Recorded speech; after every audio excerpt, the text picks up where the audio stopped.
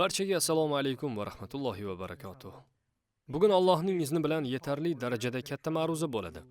Oyatul Kursi haqida gaplashamiz. Albatta, ushbu ulug' oyat to'g'risida o'rganganlarimning barchasini aytib o'tmayman, biroq uning ko'plab xususiyatlari haqida so'zlashamiz. Vaqtimiz ozligini hisobga olib, kirish qismini cho'zmasdan to'g'ridan-to'g'ri boshlay qolaman. Shunday bo'lsa-da, qisqagina kirish qismi qilib Oyatul Kursiyning 9 ta ajoyib ta'kidlovdan iborat ekanini aytib o'taman. Buni Alloh taolo ushbu bitta katta oyat orqali bizga bildirib o'tgan. 9 ta ko'rsatma desak ham bo'ladi. Ularning bari Allohga qaratilgan va ushbu oyatni jumlaning ilk qismi bo'lgan iloh so'zi boshlab beradi. Boshlanishiga shu so'zni muhokama qilamiz. Uning mazmunini to'liq o'rganib, keyin davom etamiz inshaalloh. Iloh so'zi odatda Xudo deb tarjima qilinadi. Misol uchun Allohdan o'zga Xudo, iloh yo'q deymiz. Aslida esa bu so'z juda chuqur mazmunga ega. Bu arab tilidagi ko'p ma'noli so'z alaha yalahu fe'lidan olingan bo'lib, ibodat qilish mazmunini anglatadi. Shu tufayli ayrimlar ushbu so'zni ibodat qilinadigan obyekt sifatida ham tarjima qiladi. Allohdan o'zga ibodat qilishga sazovor zot yo'q. Qarang, iloh ibodat qilinadigan obyekt deb qaraganimizda qanday tushunchaga ega bo'lamiz. Biroq ma'bud va iloh so'zlari orasida juda nozik farq bor. Arab tilida ma'bud so'zini ishlatsangiz, ibodatga arziydigan, unga ibodat qilinadigan zotni nazarda tutasiz. Iloh deganingizda esa bu masdar bo'lib, ibodatning o'zini bildiradi va bu so'zning ekvivalenti ma'lum so'zi bo'ladi. Ibodat qilinishi kerak bo'lgan zot. Biroq Alloh ma'lum so'zini emas, iloh so'zini ishlatdi. Bu ibodat yo'qligini bildiradi. Agar Allohga qaratilmas ekan, u shunchaki yo'q. Bundan ma'lum bo'ladiki, ibodat uning asl mazmuniga ko'ra faqatgina Allohga nisbatan amalga oshirilgandagina bor, aksincha u shunchaki mavjud emas. Siz shunchaki Allohdan o'zga iloh yo'q demaysiz. Mazmunga ko'ra siz agar ibodat Allohga qaratilmagan bo'lsa, hech kim ibodat nima ekanini ham bila olmaydi demoqdasiz. Ha, ular qandaydir ruhiy hissiyotlarni, o'zlari qatnashayotgan ibodat paytidagi emotsiyalarni his eta olar, biroq yaratgan ta'kidlamoqdaki, agar ularning toati Allohga qaratilmagan bo'lsa, ular Allohni kerakli tarzda tanimadi, haqiqiy rabboniylikka erishmadi. Iloh so'zining ikkinchi ma'nosi xotirjamlikni izlash, qalbingiz mahzunligida murojaat qiladigan kimnidir topish mazmunidagi aliha so'zidan kelib chiqqan. Shuningdek, bu so'z yana umidsizlarcha kimgadir muhtoj bo'lish mazmuniga ham ega. Shu tariqa iloh so'zi siz hech qayerda Allohdan topganingizdek halovatni topa olmasligingizni bildiradi. Allohdan boshqa kimgadir intilish, iltijo qilishdan foyda yo'q. Alloh hamisha siz bilan bo'lishi mumkin bo'lgan yagona zotdir. Bularning bari iloh so'zining mazmunidir. Bilasizmi? Allohdan o'zga ibodatga sazovor zot yo'q deb tarjima qilganimizda mana shu mazmunlarning barchasini tushirib qoldiramiz. Shuningdek, aliha so'zi emotsional berilish, taslimlikni his qilishni anglatadi. Bundan kelib chiqadiki, shahodat kalimasini aytayotganimizda Allohdan o'zga taslim bo'lishga, ulug'likka sazovor zot yo'qdir deyayotgan bo'lamiz. Allohdan boshqa biror bir mavjudot sizni larzaga solmaydi, kamsitmaydi. Iloh so'zining yana bir ma'nosi xususida to'xtalsak. Ayrim tilshunos olimlar hamza, lam va ha harflaridan iborat ildizga ega bo'lgan aliha iloh so'zlari vam, lam hamda ha harflaridan keyin topgan ildizdan ham kelib chiqqan deb ta'kidlashadi. Arab tilida va yav harfi hamzaga aylanib ketishi mumkin bo'lgan ushbu holat almashinuv deyiladi. Valiha, yalahu so'zlari kimgadir nisbatan kuchli, iltijoli muhabbatni his qilish mazmunini anglatadi. Bu biz tez orada so'zlashadigan muhabbatning darajalaridan biridir. Bu muhabbatga shunchalik ko'milgansizki, endi og'riqni his qilmay qo'ydingiz deganidir. Siz endi anchadan buyon hech nima tanovul qilmagan bo'lsangiz ham ochlikni his qilmayapsiz. Muhabbat yagona ozuqangiz bo'lib qoladi. Xullas, bu iloh so'zigagina bag'ishlangan kichik kirish so'zi edi. O'zini iloh atab, Alloh aslini tanityapti. U Xudo, ibodat qilinadigan ma'buddir. Bular iloh so'zining ma'nolaridir. Bu iltijo bilan yuzlanadiganingiz, qattiq muhabbat bilan yaxshi ko'radiganingiz, xotirjamlik, halovat qiladiganingizdir. Eng og'ir damlaringizda yordam beradiganingizdir va albatta bu chin sevgining mutlaq obyektidir. Arablarning muhabbatni tasvirlaydigan bir talay so'zlari bor. Al-havva, savfa, vajd, kalafil, ishq, najwa, shavqil, istiqaf, al-vud, al-hulla va hokazo.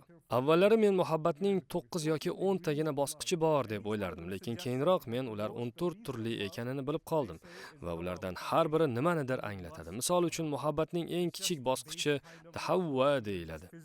Bu shunchaki kimnidir hurmatlashingiz bo'lib, u muhabbatning eng kichik turidir. Ya'ni sizda insonga nisbatan shunchaki jismoniy rag'bat bor xolos. Keyin u o'sib boraveradi. Men bu bosqichlarning barini sanab o'tirmayman. Keyingi bosqich u vajd. Vajd bu siz kimnidir qattiq sog'inishingiz. Vajd sizni o'z muhabbatingiz obyektini sog'inishga majbur qiladigan tuyg'udir. Muhabbat ko'ksingizda og'ir yukka o'xshab turishi esa kalaf deyiladi. Bu aynan muhabbat yukidan iztirob chekishingizdir. Muhabbatning yana bir bosqichi bo'lmish an-najwa esa siz doimo yashirishingiz lozim bo'lgan ishqdir. Muhabbatga shunchalar ko'milgansizki, uni qanchalar yashirishga urinmang, baribir u yuzingizdan bilinib qolaveradi. Al-istikana o'zingizni hamisha shol bo'lib qolganday his qilishingizga majbur etadigan muhabbat. Siz shunchalar oshiqsizki, hatto o'rningizdan ham tura olmaysiz. U sizni to'liq mahv etadi. Xullas, arablar al-hiyam deb ataydigan muhabbatning so'nggi bosqichigacha al-hiyam so'zi sahroda suv izlab yurgan tuyalarni anglatadigan hama fe'lidan kelib chiqqan. 2 qadam u tomonga, 2 odim bu tomonga. Suv umidida sahro kezish aynan mana shu hama. Shu so'z qatnashgan yana bir ifoda bor. U ham aqldan ozgan kishi kabi dam u yoqqa, dam bu yoqqa sargardon kezishni bildiradi. Boshqacha aytganda, muhabbatning oxirgi bosqichi al-hiyamdir. U sizni deyarli aqldan ozdirib, mutloq harakatsiz insonga aylantirib qo'yadi. Siz shunchaki aqldan ozasiz. Xullas, bu ishqning so'nggi bosqichi bo'lib, ko'rib turganingizdek, u nosog'lom muhabbatdir. Bunday sevgi insonni halokatga va o'z-o'zini sekinlik bilan nobud qilishga olib keladi. Bu hiyam. Biroq yana bir muhabbat bo'lib, u hiyamdan bir pog'onagina oldinda turuvchi, shu bilan birga juda kuchli ham bo'lishi mumkin bo'lgan sog'lom muhabbat. Bu al-valah. Al-valah og'riqni his qilmasligingizga yordam beradigan, hatto eng og'ir va umidsiz damlaringizda ham sizga madad beruvchi muhabbatdir. Hattoki yon atrofda hammasi juda yomon bo'lsa ham, bu muhabbatga oshno bo'lib, boshqa hech narsaga ehtiyoj sezmaysiz. Barcha ehtiyojlaringiz qongan bo'ladi va yodingizda bo'lsa, bu ilah so'zining ma'nolaridan biridir.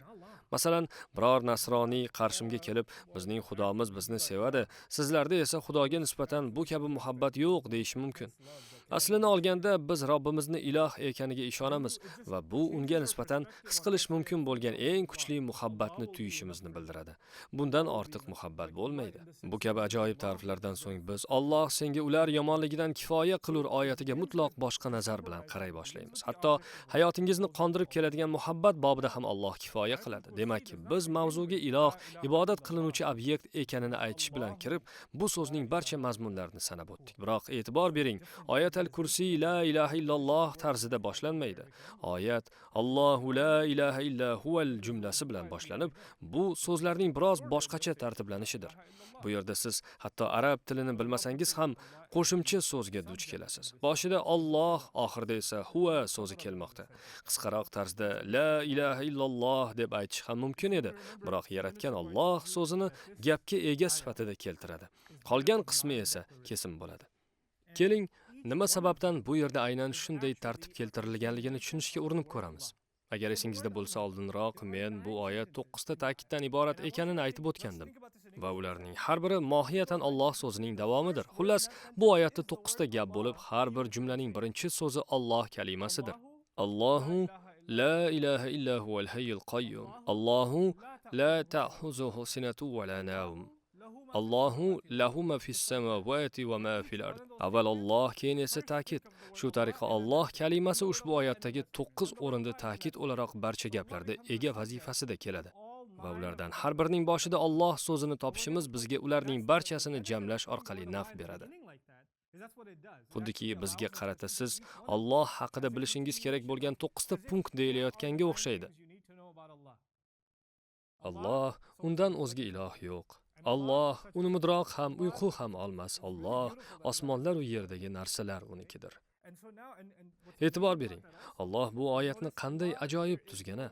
Yana bir hayratlanarli jihati shundaki, Tangri taolo Alloh undan boshqa ibodatga, muhabbatga, taslimiyatga, halovat izlashga sazovor zot yo'q demoqda. E'tibor bering. Men undan boshqa deb undan olmoshini qo'lladim. Demak, ushbu 9 ta kalimaning har birida Alloh so'ziga qaytaruvchi bu olmosh takror namoyon bo'ladi. Ya'ni bu oyat shunday tuzilganki, u Alloh so'zidan boshlanadi. Keyin esa har bir jumlada biz unga, undan kabi Allohga ishora qiluvchi olmoshlarga yo'liqamiz. Alloh, undan o'zga iloh yo'q. Alloh, uni mudroq ham uyqu ham olmas. Alloh, osmonlar u yerdagi narsalar unikidir. Alloh, uning huzurida o'zining iznisiz hech kim shafaat qila olmas. Alloh, u ularning oldilaridagi narsani ham, ortlaridagi narsani ham bilur. Uning ilmidan hech narsani ihota qila olmaslar, magar o'zi xohlaganini xolos. Uning kursisi osmonlar u yerni qamragan, u ularni muhofaza qilishdan charchamas va u alim va azim zotdir. Subhanalloh. Ushbu ta'kidlarning har biri takror Allohga qaytmoqda. Arab tilida shunday qoida bor. Olmosh hamisha otga ishora qiladi. Bu yerda yagona ot bu Alloh. 9 ta ta'kidning barchasi Alloh azza va jallaga qaytariladi. Shunday qilib Alloh aytmoqdaki, u yagonadir. Siz tinchlik, xotirjamlik, sakinat, rozilik va oxir oqibat chinakam toat ta'mini totib ko'rishingiz mumkin bo'lgan yagona zot. Allohdan o'zga ibodatga sazovor ma'bud yo'q. Alloh taolo tinchlik, muhabbat, xotirjamlik, halovat barchasining obyektidir. Inson esa Allohdan boshqa biror zotga nisbatan bu tuyg'ularning haqiqiy lazzatini topa olmaydi. Avval o'tkazgan tuyg'ularimiz shunchaki qismlar xolos. Faqatgina Alloh bilan siz ularning chinakam lazzatini topasiz. Ko'ryapsizmi Alloh qanday zot? Bu Alloh o'zi haqida bilishimizni iroda qilganlarning dastlabkisidir. Alloh undan o'zga iloh yo'q. Keyin esa u o'zini ta'riflay boshlaydi. Birinchi ta'kid uning 2 ismi bilan yakun topadi. U bizlarga o'zining 2 ismini eslatishni iroda qildi. Al-Hayy va Al-Qayyum. Bu ismlarni tarjima qilish qiyin. Al-Hayni tirik deb tarjima qilish mumkin. Al-Qayyum esa saqlovchi, ta'minlovchi. Endi esa biz shu ismlarni ular bir-biriga qanday bog'langanini tahlil qilgan holda chuqurroq o'rganishga harakat qilamiz. Al-Hayy so'zidagi al-artikli yetuk, ideal bir zotga ishora qiladi va u, shuningdek, undan boshqa hamma narsa bu kabi sifatdan mahrum ekanini bildiradi. Al-artikli hayotning mukammal manbasi, chinakam barhayot zot Alloh ekaniga ishora qilmoqda. Barcha tirik jonzotlar hayotdir. Mening jonim bor, o'simliklarning joni bor, hayvonlarning ham joni bor. Hamma jonzotlar umumiy kamchilikka ega. Ular ertami kech o'lim sharbatini totguvchidir. Boz ustiga barcha tirik maxluqotlar avval boshda jonsiz edi. Alloh taolo Baqara surasining 28-oyatida va holbuki jonsiz edingiz deydi. Biroq Alloh al-Hayy der ekan, buning ma'nosi u hech qachon jonsiz bo'lmaganini va kelajakda ham aslo o'limga giriftor bo'lmasligini bildiradi. Alloh o'limni yaratdi va o'lim uning o'ziga daxldor emas. U abadiy barhayot, undan boshqa hamma narsa foniy. Shuningdek, agar bu 2 ismni olib tashlasak, biz hech qachon qandaydir mavhum, yetib bo'lmaydigan va ko'rinmas obyektga ishonishimiz qiyin. Alloh esa haqiqatdan tirik zot. U hayot chashmasi. U qandaydir mashina yoki dastur emas. Ayrimlar men Allohga ishonmayman, biroq tabiatga yoki dunyo kuchiga va borliqqa yo tabiat qonunlariga ishonaman deydi. Ayrim faylasuflar esa onga ega bo'lmagan mavhum g'oyalarga ishonishi mumkin. Alloh azza va jalla o'zini al-Hayy deb atab, mohiyatan bizlarga biz qanday qilib chinakam muhabbatni his qila olishimiz mumkinligini bildirayotgandek. Agar inson nimadandir halovat topsa, umid bilan kimgadir iltijo qilsa, kim bilandir yaqin munosabatda bo'lsa, kimnidir sevsa, u albatta tirik bo'lishi lozim. Alloh undan o'zga iloh yo'q degan birinchi ta'kid agar jonsiz narsaga nisbatan aytilsa, o'sha zahoti mazmunini yo'qotadi. Bu albatta barhayot zot bo'lishi shart. Hattoki toshlar yoki jonsiz ma'budlarga sig'inadiganlar ham ushbu ma'budlar ortida bir tirik obyekt borligiga ishonadi. Agar ular bu kabi ma'budlar shunchaki tosh ekanini tushunganida, ular bu ma'budlarga ishonmagan bo'lardi. Ularga ishonish uchun odamlar o'z ma'budlariga qandaydir tiriklikni ta'rif berishiga to'g'ri keladi. Alloh esa hayotning mavhum turini qidirishning nima keragi bor demoqda. Buning o'rniga al-Hayy bo'lgan hayot manbasiga murojaat qiling. Lekin tirik bo'lgan zot albatta g'amxo'r bo'lish ham shart degan qoida yo'q. Bu ikkisi alohida narsa. Keling, toatni chetga surib, hayotlik haqida gaplashsak. Aytaylik, siz qirolga ishonasiz. U tirik hokimiyatga ega. Lekin bu degani o'sha qirol uning qirol ekanini tan olganingiz uchungina sizga g'amxo'r bo'lishini bildirmaydi. Alloh o'zining al-Qayyum ekanini ham aytishidan murod, bu uning nafaqat barhayot, balki bizga g'amxo'r ham ekanini bildiradi. Bu ism al-Hayy ismi bilan birgalikda g'aroyib ko'rinadi. Chunki Alloh tirikligi haqida o'ylarkanmiz, avvalo hayolga keladigan narsa u bizning iltijolarimizni eshitadi. U men undan yordam so'rayotganimni eshitadi, unga muhtojligimni biladi. Lekin o'z ehtiyojingizni aytib duo qilishingizdan avvalroq u siz haqingizda g'amxo'rlik qilib, sizni muhofaza qiladi. Bu uning al-Qayyum ismida mujassam bo'lgan. Siz undan so'raysizmi yoki yo'q, Alloh baribir sizni muhofaza qilaveradi.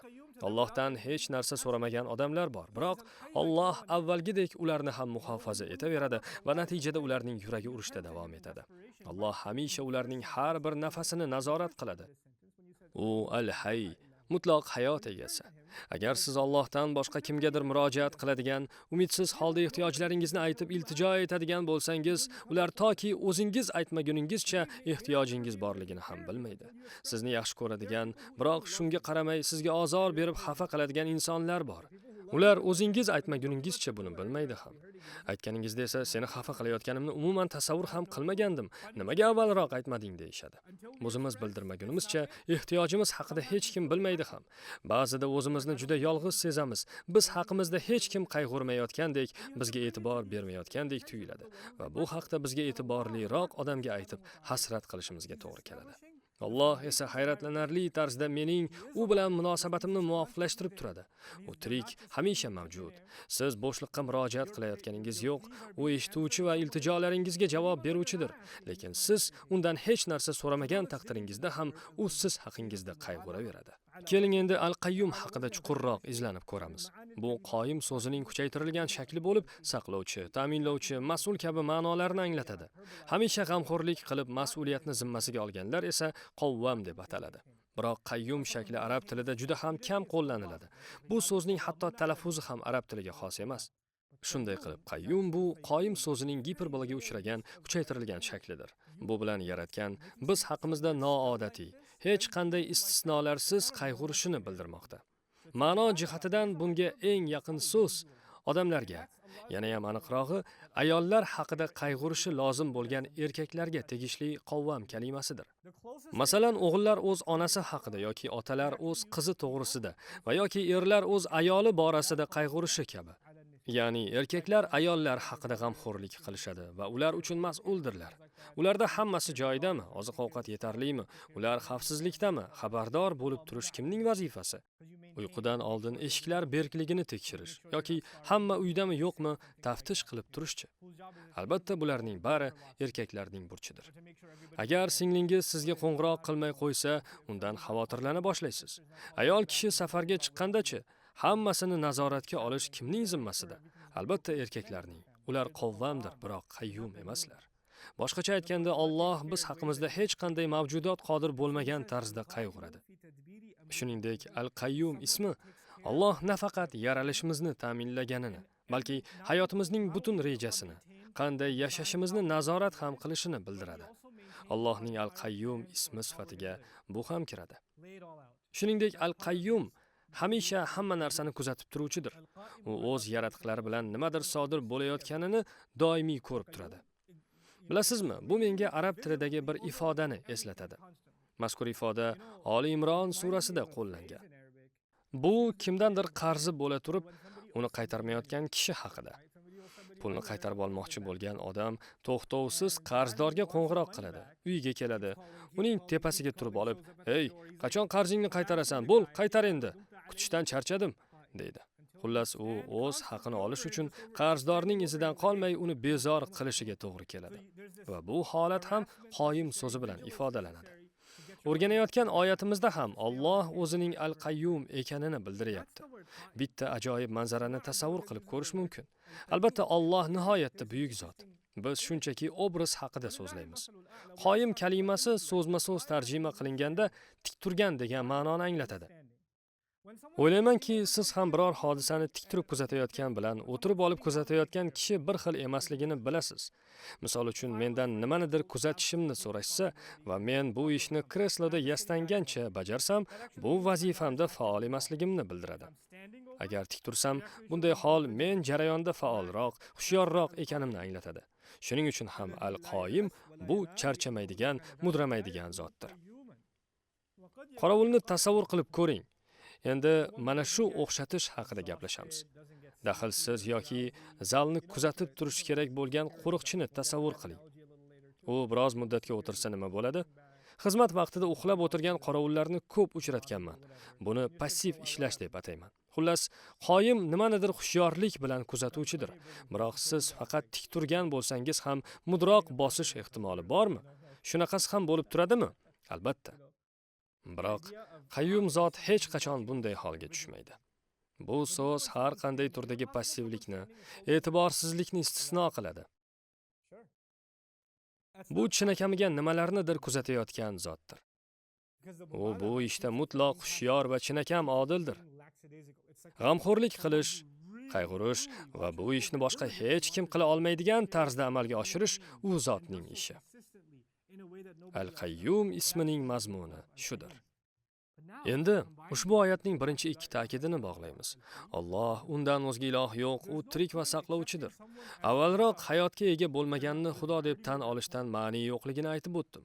Shuningdek, sizga befarq bo'lganni ham, hattoki u tirik bo'lsa ham Xudo deb tan olib bo'lmaydi. Axir siz va sizning hayotingizni asramasa va siz va hayotingiz haqida qayg'urmasa, unga ibodat qilishning nima keragi bor? To'g'ri, u tirik, biroq u zarracha ham siz haqingizda qayg'urmaydi. Alloh esa ham tirik, ham to'xtovsiz ravishda siz haqingizda qayg'uradi. Shuningdek, bu ta'kidning o'zi ham ta'jubli. Tirik va g'amxo'rlik qiluvchi. Mushriklarga shu so'zlar bilan chaqiriq qilingan. Quloq soling, agar siz hayot bo'lgan va siz haqingizda qayg'uruvchi boshqa xudolarga ishonsangiz, u holda o'sha xudolar Allohning bu sifatlarga ega bo'lgan yagona zot o'zi ekani haqidagi so'zlari ularga nisbatan juda ham haqoratli ekanini bilish kerak. Ular turib Allohga qarshi so'zlash kerak, o'z mo'jizalarini ko'rsatishi lozim. O'ziga ibodat qiluvchilarni o'zlarining qandaydir ilohiy kuchga ega ekaniga ishontira olishi darkor. Biroq Alloh o'zining tirik va saqlovchi ekanini aytganida hech kim turib bunga qarshi so'z aytmadi. O'sha xudolarning mutlaq jonsiz ekani va hech narsani uddalay olmasligi mana shu birgina ta'kid bilan ayon bo'ldi qoldi. Chunki hech kim va hech narsa buni inkor qila olmaydi.